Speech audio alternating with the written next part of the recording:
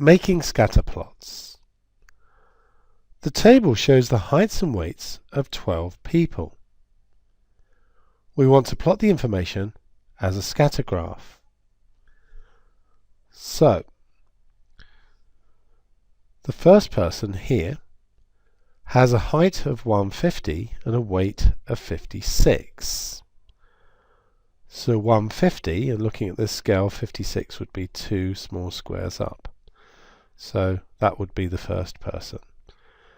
Then we have somebody 152, so that's 4 squares in on this scale, and 62, so that would be 1, 2, 3, 4, just here is 62. 155, 63, so 63 would be just here. 158, 64, so 158 and then 64, so that would be just here. 158, 57, so that's the same height but quite a bit lower in weight, so that would be here. 160, 62, 61, 62, 163, 65, that person will be just here. 165, 66, so just here. 170, 65. Then we've got 175, 70. 178, 66. So 178 and 66. So that would be just here.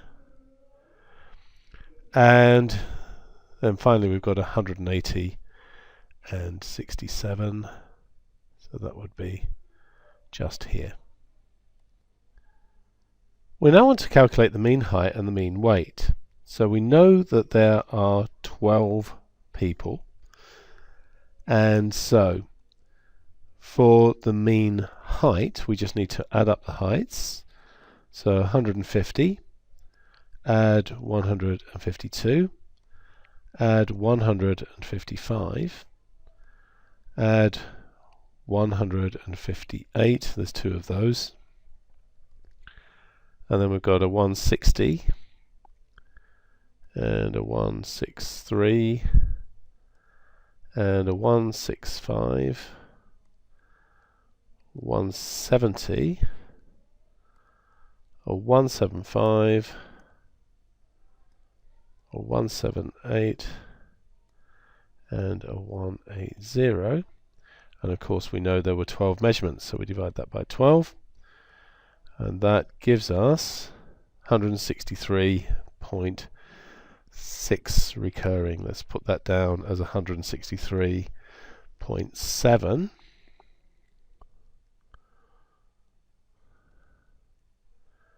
And then we need to do the same sort of thing for the weight. I'll stop the video while I do that.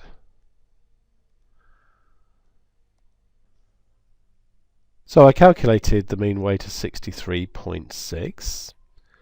So let's plot this mean point onto the scatter graph, and I'm going to do it in a different color so that it's clear that it's different to these points here.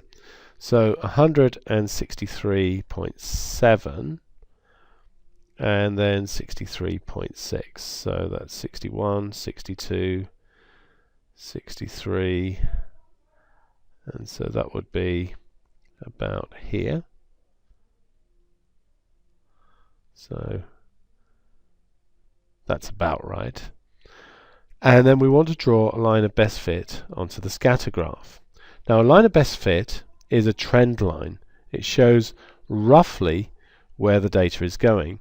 But a line of best fit must go through the mean point. That's very important. It must go through the mean point. So I think if I draw a line something like this, it roughly splits the data into above and below, not necessarily in terms of number of points, but if you look at these points, they're quite a long way below that line, and there's more points above, but they're a bit closer. Now if you were to draw a line of best fit, you might draw something very slightly different to that, but whatever you draw must go through this point here.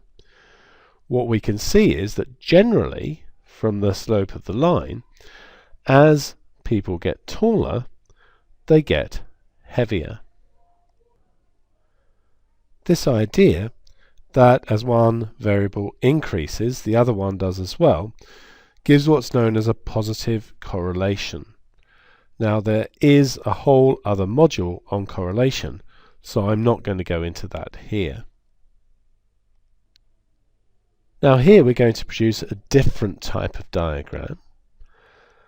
You can see we have two vertical axes, number of pens and pencils and number of books, and we have students along here. It goes up to 12, but we only have 10 students. And what we get here is two data series. So I'm going to do pens and pencils in red. So if we go to student 1, they have 2 pens and pencils. So that would put them just here. Student 2 has 3. That would put them just here. Student 3 also has 3. Student 4 has 5. Student 5 has 6. Student 6 also has 6. Student 7, however, shoots up all the way to 12. Student 8 has 15. Student 9 has 20. And student 10 has 25. Now in a different colour I'm going to do the number of books, so that gives me a second data series. So student 1, 4 books. Student 2, 5 books. Student 3, no books. Student 4 has 3 books.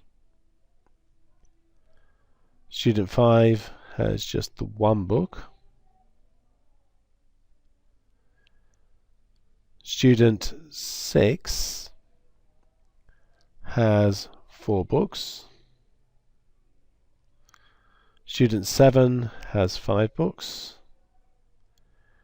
Student 8 had 2 books. Student 9 just the 1 book. And student 10 has 5 books. Now, you don't always do this, but what you might do is actually, the lines actually don't have any meaning, but they can actually help us see any trends in the data, and in this case whether or not the two variables actually impact each other. Now what we can see here, I've missed one out, so let's just get rid of that line. I missed student 3 out down here, so you need to be really careful when you're doing this. So the idea is, can we see some sort of relationship between the two graphs? And I would suggest here that actually we can't. It appears that this one goes upwards like this in a trend, but this one's up and down all over the place. So I would say the data sets are not correlated in this situation.